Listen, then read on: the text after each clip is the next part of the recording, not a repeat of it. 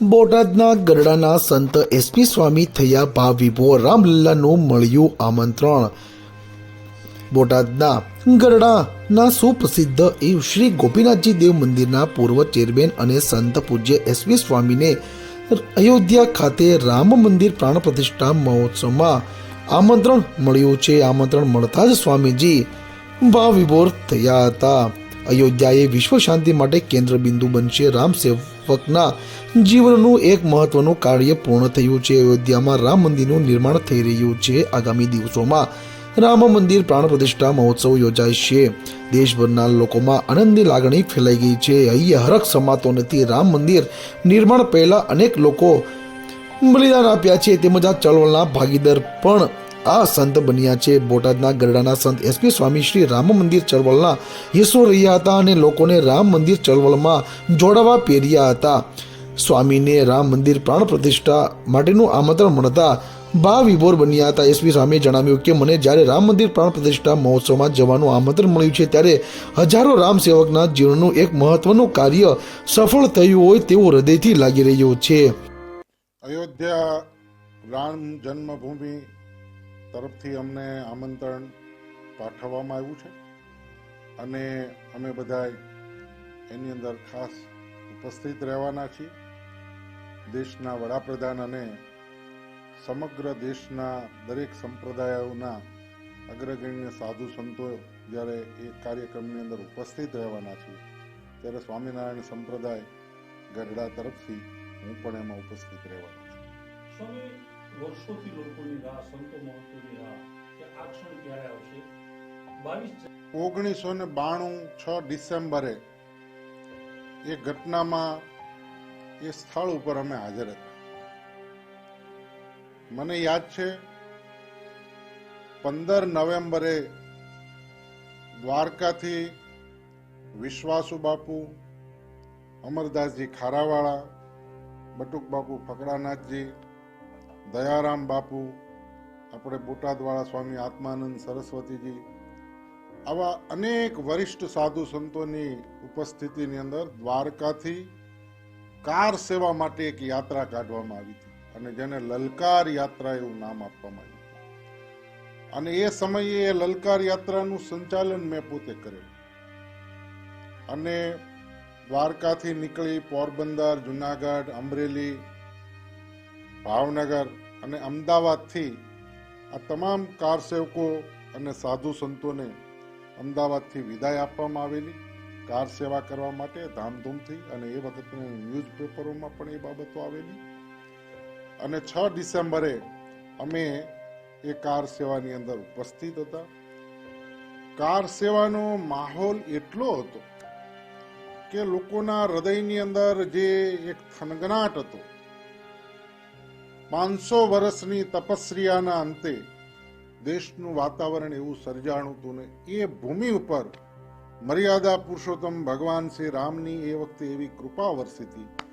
અને હું તો એમ માનું છું કે હનુમાન ગઢીથી હનુમાનજી મહારાજ સ્વયં દરેકના અંદર પ્રવેશ કર્યો હોય અને દરેકના શરીરની અંદર એટલી તાકાતને જોમ હતી. બીજાના તાકાતને જોમની વાત તો એક બાજુ, પણ મહારાજ શરીરની અંદર એવી તાકાત હતી કે એ વખતે 11 ફૂટની ચેનલો ઠેકીને અમે અંદર પીડ્યા હતા. અને પછી અમને એમ કહેવામાં આવ્યું હતું કે હવે આ ઠેકી બતાવો. તો અમને પોતાને આશ્ચર્ય હતું કે આટલી બધી ઊંચી આ ચેનલો અમે ઠેકી ગયા.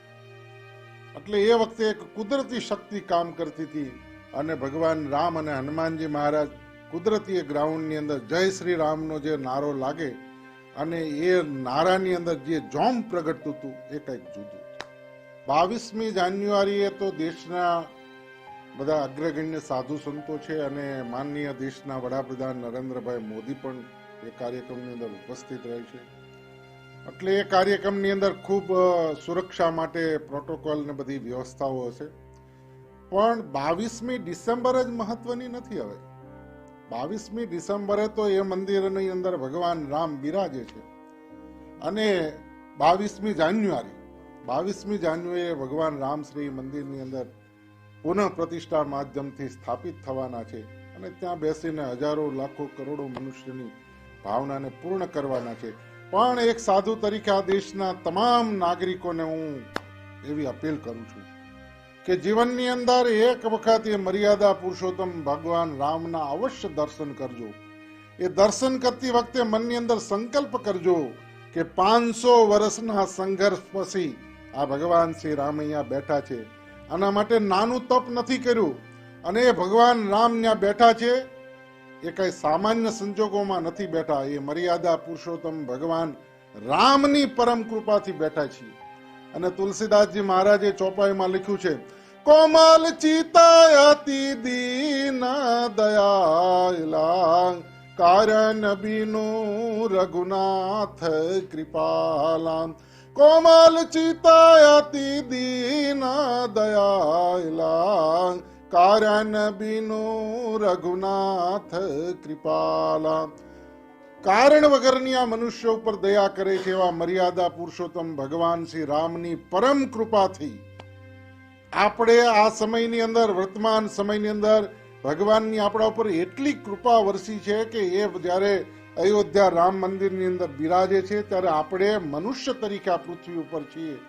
આપણને આ જે તક મળી છે એની કોઈ કિંમત ન થઈ શકે, અને જો એ તકને ન સમજીએ તો કવિઓએ એમ કીધું છે કે સુકાણા મોલ સૃષ્ટિના પછી વૃષ્ટિ થયાતી શું. જેને તક મળી અને એ જે ગુમાવે એને તકદીર ગુમાવ્યું, એમ આપણને અમૂલ્ય અવસર આ મળ્યો છે. અને આ અવસરની અંદર આપણે અવશ્યમેવ અયોધ્યા પહોંચી અને ભગવાન શ્રી રામના એક વખત દર્શન કરશું. પણ હિન્દુ તરીકે આ દેશની અંદર ભારતીય સનાતન સંસ્કૃતિને આપણે જો માનતા હોઈએ તો 22મી જાન્યુઆરીએ અયોધ્યા રામ જન્મભૂમિ ઉપર ભગવાનની પ્રતિષ્ઠા થાય અને આપણા ઘરની અંદર, આપણા આંગણાની અંદર દરેક જગ્યાએ દીપ પ્રગટ થવા જોઈએ. આપણા ગામના મંદિરોની અંદર તમામ જગ્યાએ ઘંટરાવ થવો જોઈએ. આપણા ગામના મંદિરની અંદર તમામે ભેગા થઈને ભગવાન શ્રી રામનો જય જયકાર કરવો જોઈએ.